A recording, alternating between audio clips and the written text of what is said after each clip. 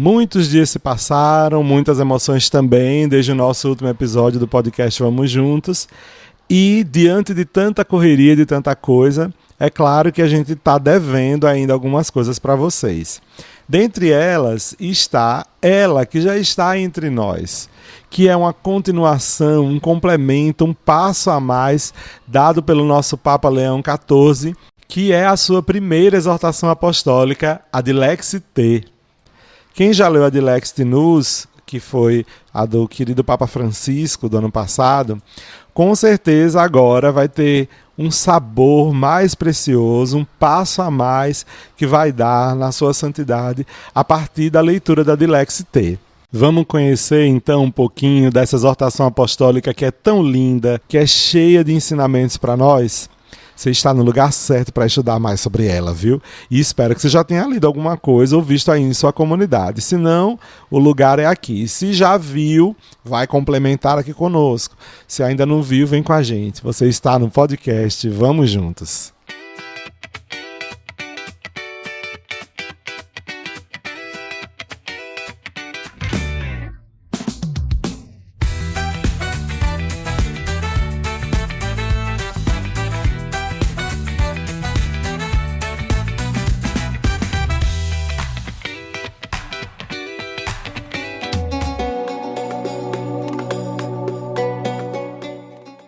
Sejam todos bem-vindos e bem-vindas a mais uma edição do podcast Vamos Juntos. Aqui quem fala com você sou eu, Padre Neto, salesiano de Dom Bosco. E com muita alegria e muita fé eu te acolho aqui nesse espaço de fortalecimento e crescimento da nossa vida espiritual, de acolhimento e também de formação. Minha gente, o nosso podcast ele é muito cheio de conteúdos, muito cheio de coisas interessantíssimas para você que quer crescer na fé, que quer desenvolver a sua espiritualidade de um jeito tranquilo, simples, mas também muito profundo. Bom, nós vamos falar hoje, como vocês já viram na introdução, já perceberam pelo título, as pessoas que estão pela internet, né? Vamos falar sobre a exortação apostólica, a primeira exortação apostólica do Papa Leão XIV, que é a Dilexit Te. Mas antes, você que vem pelo rádio, eu quero mencionar você mesmo, sua família, você que está me ouvindo aí no seu ambiente do trabalho, você que está me ouvindo aí em casa, enquanto está cuidando da casa ou fazendo alguma atividade importante, se estiver aí na condução, enfim, aonde você estiver no seu radinho escutando a gente, muito obrigado pela acolhida, muito obrigado por nos ouvir, pela audiência, você é sempre muito bem-vindo e agradeço também ao pessoal da rádio que acolhe a gente, não é? Muito obrigado de coração por este espaço que vocês cedem ao nosso podcast para que ele venha ao ar. Obrigado também a você que nos acompanha pelas redes mais tradicionais de podcast, que são os streamings. Você que está no Spotify, que está na Deezer, que está no Google Podcasts, enfim, aonde você estiver, no Apple Podcast também, aonde você estiver, muito obrigado pela sua audiência. Comente, compartilhe o nosso episódio. Você que está pelo YouTube, não esqueça de seguir o nosso perfil aí no YouTube, curta este vídeo, comente ele, compartilhe com o máximo de pessoas que você puder. Vai ser muito bacana a gente poder ter mais gente boa, mais gente fina, elegante, sincera aqui no nosso podcast, tá? Como nossa audiência, nossos interlocutores. É muito bom receber vocês. Rapidamente, semana passada a gente não teve um episódio porque infelizmente eu não pude gravar o episódio. Eu me envolvi num acidente de carro e não estava com condições de gravar ainda, né? Tava um pouquinho assim fora do ar, um pouquinho abalado ainda com o que aconteceu. Graças a Deus eu não tive ferimentos graves, Deus tomou conta e deu tudo certinho. Agora eu tô aqui podendo gravar com vocês e a gente vai fazer esse episódio e os próximos que vierem, porque Deus está permitindo, então vamos embora, né? E minha base para esse estudo de hoje da gente, para essa nossa formação, são na verdade dois textos. Um que está no site do Instituto Humanitas Unicinos, certo? Que é um artigo, na verdade a tradução de um artigo escrito pelo Andrea Grillo, que é um teólogo italiano. Esse artigo foi publicado no dia 9 de outubro de 2025. O texto é Dilexit Te, não é caridade, mas revelação. E depois Um outro texto que eu estou usando também como base para esse nosso podcast, esse nosso episódio de hoje, é do Salvatore Cernusio, que escreveu para o Vatican News o texto de Lex T, Leão XIV, não se pode separar a fé do amor pelos pobres, tá bom? Então eu vou intercalar esses dois textos aqui para a gente ir entendendo melhor o que significa esse texto, né, tão lindo do Papa Leão para todos nós, do Papa Leão XIV. Show de bola? Pois muito que bem. Então vamos embora estudar, vamos embora adentrar nesse mundo tão lindo desse texto do Papa Leão XIV de Lex T. Minha gente, foi publicada finalmente a primeira exortação apostólica de Robert Prevost. Quem é esse? Vocês sabem, né? Papa Leão XIV. Um trabalho que foi iniciado pelo Papa Francisco sobre o tema do serviço aos pobres, em cujo rosto encontramos o sofrimento dos inocentes. O Papa Leão XIV, nesse texto, para começo de conversa, resumindo, ele denuncia a economia que mata, a falta de equidade, a violência contra as mulheres, a desnutrição, a emergência educacional. Ele faz seu o apelo do Papa Francisco pelos migrantes e pede aos fiéis que façam ouvir uma voz que denuncie, porque as estruturas de injustiça devem ser destruídas com a força do bem. Vocês já estão percebendo que esse texto não é brinquedo não, né? O primeiro texto importante assinado pelo Papa Leão XIV é um documento inacabado pelo Papa Francisco. Podemos então considerar que metade desse texto é resultado de um novo rascunho. O tema do subtítulo desse texto, de Lex T, que é sobre o amor aos pobres, é justificado dessa forma no parágrafo 3 do texto. Em continuidade com a encíclica de Lex Tinus, o Papa Francisco preparava, nos últimos meses de sua vida, uma exortação apostólica sobre o cuidado da Igreja pelos pobres e com os pobres, intitulada de Lex T, imaginando que Cristo se dirige a cada um deles dizendo: tens pouca força, pouco poder, mas eu vos amei. Como está escrito em Apocalipse, capítulo 3, versículo 9, daí que vem o nome de Lex T, eu vos amei. Está lá em Apocalipse 3, 9. Tendo recebido esse projeto como herança, sinto-me feliz por torná-lo meu, acrescentando algumas reflexões, e propô-lo novamente no início do meu pontificado, partilhando o desejo do meu amado predecessor de que todos os cristãos percebam a forte ligação que existe entre o amor de Cristo e o seu apelo a tornar-nos próximos dos pobres. Está lá na Lex T, número 3. Bom, qual que é a estrutura do texto? Já para a gente ir marcando aí, já ir anotando, né? O texto está dividido em 5 capítulos. Tá? São 121 pontos e são 5 capítulos. Primeiro, algumas palavras indispensáveis, que está do ponto 4 ao 15. Depois, Deus escolhe os pobres, do ponto 16 ao 34. Depois, terceiro capítulo, uma igreja para os pobres, do número 35 ao número 81. Depois, capítulo 4, uma história que continua, do número 82 ao 102. Por fim, um desafio permanente, capítulo 5, do número 103 ao número 121. Tá aí a estrutura do texto, que agora vocês já sabem, tem uma autoria bem diversa, não só do Papa Leão XIV, mas iniciada principalmente pelo Papa Francisco. Com este documento, assinado no dia 4 de outubro, na festa de São Francisco de Assis, desse ano de 2025, o pontífice agostiniano, o nosso querido Papa Leão XIV, segue assim os passos de seus antecessores, João 23, com apelo aos países ricos na Mater Magistra, para que não permaneçam indiferentes diante dos países oprimidos pela fome e pela miséria, o Papa Paulo VI, com a Populorum Progressio, no discurso da ONU, como o advogado dos povos pobres, João Paulo II, que deu uma força mais doutrinária à relação preferencial da Igreja com os pobres, o Papa Bento XVI e a Caritas in Veritate, com sua leitura mais marcadamente política das crises do terceiro milênio, por fim, Francisco, que fez do cuidado pelos pobres e com os pobres um dos pilares do seu pontificado. Daí a gente percebe que a ideia da Lex T não foi somente algo criado pelo Papa Francisco e depois terminado pelo Papa Leão XIV, né? Na verdade, isso vem de uma longa tradição já de diversos outros papas antecessores. Bom, e como a gente viu, esse texto foi escrito a duas mãos, né? Do Papa Francisco e concluído pelo Papa Leão XIV. E isso não é a primeira vez que acontece, viu? Também a Lumen Fidei começou com o Bento XVI e depois o Papa Francisco concluiu. Também dessa vez é o sucessor que completa a obra, que representa uma continuação da Dilexi Nus. Porque é forte essa ligação entre o amor de Deus e o amor pelos pobres, através deles, Deus ainda tem algo a nos dizer, afirma o Papa Leão. Ele retoma o tema da opção preferencial pelos pobres, expressão nascida na América Latina, não para indicar um exclusivismo ou uma discriminação em relação a outros grupos, mas na verdade indica a ação de Deus que se move por compaixão pela fraqueza da humanidade. No rosto ferido dos pobres, encontramos imenso sofrimento dos inocentes e, portanto, o próprio sofrimento de Cristo. Já nos diz o texto da Dilexi T.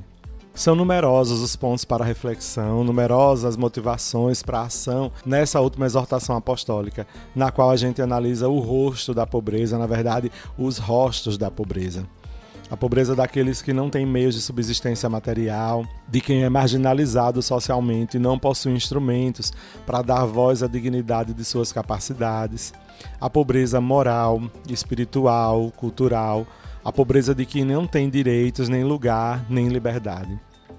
Diante desse cenário, o Papa considera insuficiente o compromisso de eliminar as causas estruturais da pobreza em sociedades marcadas por numerosas desigualdades, pelo surgimento de novas pobrezas, mais sutis e mais perigosas, e por regras econômicas que aumentam a riqueza, mas sem equidade. A falta de equidade é raiz de todos os males sociais.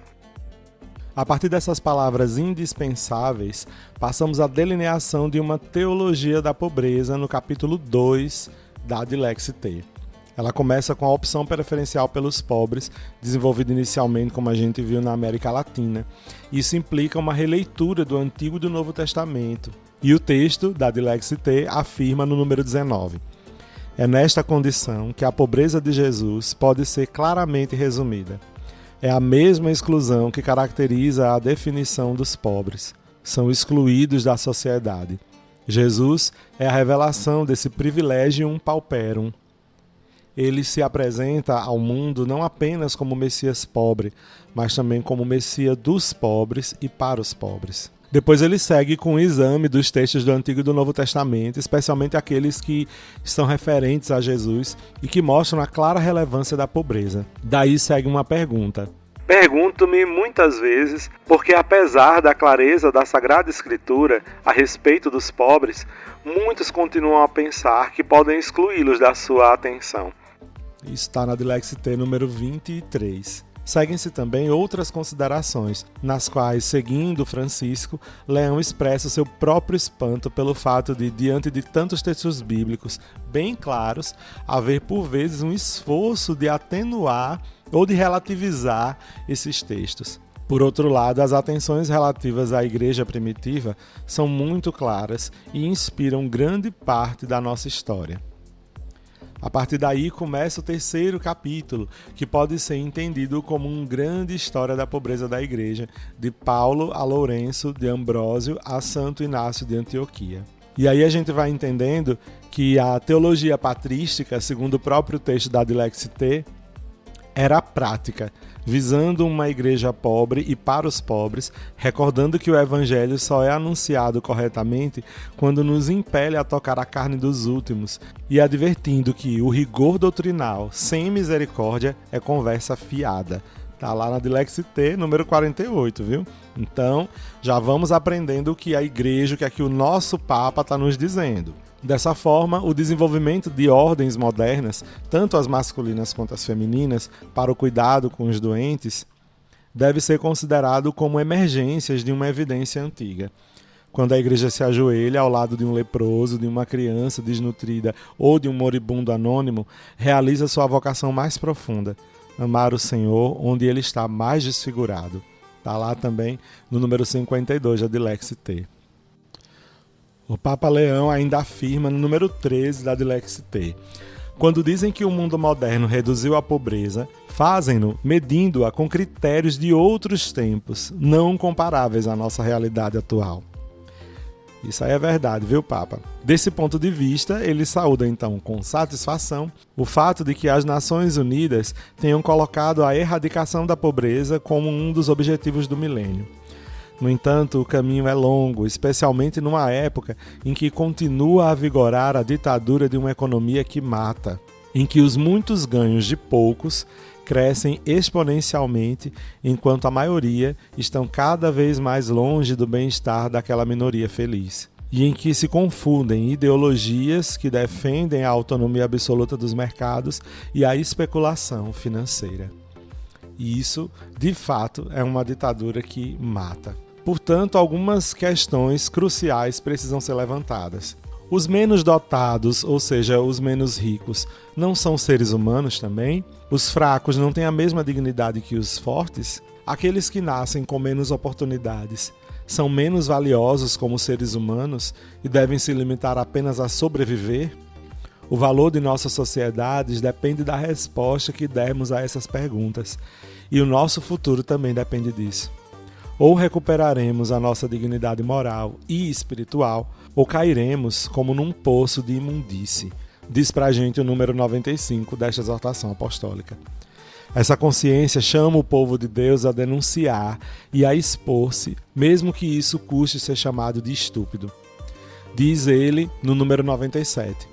Portanto, é tarefa de todos os membros do povo de Deus fazer ouvir, ainda que por formas diferentes, uma voz que desperte, que denuncie, que se exponha, mesmo correndo o risco de parecer estúpida. As estruturas de injustiça devem ser reconhecidas e destruídas com a força do bem, através da mudança de mentalidades, mas também com a ajuda da ciência e da tecnologia, através do desenvolvimento de políticas eficazes para a transformação da sociedade. Já pensou se eu falasse isso numa mesa, programa chamado e tanta coisa? Particular atenção também, devido à experiência direta do Papa Leão XIV durante o seu longo período de ministério na América do Sul, é dada ao desenvolvimento da Conferência de Aparecida. Em particular, afirma-se que o documento insiste na necessidade de considerar as comunidades marginalizadas como sujeitos capazes de criar sua própria cultura, e não como objetos de caridade. Isso implica que essas comunidades têm o direito de viver o Evangelho, celebrar e comunicar a fé de acordo com os valores presentes em suas culturas. Está lá no número 100. E isso nos leva ao quinto e último capítulo sobre o desafio permanente. Se o amor aos pobres é um elemento essencial da história de Deus conosco, então, para nós cristãos, eles são uma questão de família. E esse é o aspecto, então, mais autenticamente teológico do documento, que vai dizer para a gente assim, do Dilexit, viu? Anote aí o número 110. Vou ler. Para os cristãos, os pobres não são uma categoria sociológica, mas a própria carne de Cristo. De fato, não basta simplesmente anunciar, em termos gerais, a doutrina da encarnação de Deus. Para entrar verdadeiramente nesse mistério, é necessário, ao contrário, especificar que o Senhor se faz carne faminta, sedenta, doente, prisioneira. Está lá no número 110. Amaram, foi forte, não foi? Então, as pedras rejeitadas da construção são a verdadeira pedra angular, ou seja, são os pobres. Em vez disso, frequentemente testemunhamos posições contraditórias em relação a essa evidência teológica. Essa atenção espiritual aos pobres é desafiada por certos preconceitos, mesmo entre os cristãos, porque nos sentimos mais confortáveis sem os pobres. Alguns continuam a dizer: nossa tarefa é rezar e ensinar a verdadeira doutrina, mas separando esse aspecto religioso da promoção integral, acrescentam que somente o governo deve cuidar deles, ou que seria melhor deixá-los na pobreza, ensinando-os a trabalhar. Às vezes, porém, utilizam critérios pseudocientíficos para argumentar que a liberdade do mercado levará espontaneamente uma solução para o problema da pobreza. Até parece, né? Ou ainda optam por uma pastoral chamada de elite, argumentando que, em vez de perder tempo com os pobres, é melhor cuidar dos ricos, dos poderosos, dos profissionais, para que por meio deles as soluções mais eficazes possam ser alcançadas. É fácil perceber a mundanidade que se esconde por trás dessas opiniões. Elas nos levam a encarar a realidade dos critérios superficiais, desprovidos de qualquer luz sobrenatural, privilegiando associações que nos tranquilizam e buscando privilégios que nos acomodem. Por fim, é preciso também cuidar da correlação entre as intenções e gestos. A esmola não é um álibi, mas é uma prática de não indiferença. Esse ponto aqui eu acho fundamental que a gente perceba. Vejam só, o amor e as convicções mais profundas devem ser nutridos, e isso se faz com gestos. Permanecer no mundo das ideias e das discussões sem gestos frequentes e sinceros e pessoais arruinará os nossos sonhos mais preciosos. Por esta simples razão, como cristãos, não renunciamos à esmola. É um gesto que pode ser feito de várias maneiras e que podemos tentar fazer da maneira mais eficaz, mas devemos fazê-lo. Sempre será melhor fazer alguma coisa do que não fazer nada. Em todo caso, tocará os nossos corações. De certa forma, Leão XIV, ao retomar alguns elementos fundamentais do ensinamento de Francisco, vem nos animar, vem aguçar a gente e vem conduzir a gente também a um verdadeiro magisterium pauperum, de natureza eclesial, espiritual, teológica e moral. Gente, ministério pauperum é uma expressão em latim, tá? Que significa ministério dos pobres. Tá? É um serviço, né, que a gente presta ao povo que precisa, ao povo pobre, tá? É só para vocês estarem ligadinhos aí na expressão em latim. Por fim, é necessário que todos nós nos deixemos evangelizar pelos pobres, exorta o Papa no número 102. O cristão não pode considerar os pobres apenas como um problema social. Eles são, como a gente já disse, uma questão familiar, pertencem aos nossos. Portanto, a relação com eles não pode ser reduzida a uma atividade ou um departamento da igreja. Assim, o Papa é categórico no número 111 em dizer que os pobres ocupam um lugar central na igreja. Bom, esse texto é muito forte. A Dilexite vale a pena que a gente tenha coragem nos nossos grupos, nos nossos movimentos, a ler, a entender melhor o que ele quer nos dizer, porque é um apelo mais do que claro e a gente não pode continuar fechando os olhos. Esse pedido eu faço a você que me escuta, uma vez que tem muitas pessoas, inclusive padres, freiras, não somente leigos, que fingem que essa temática não existe.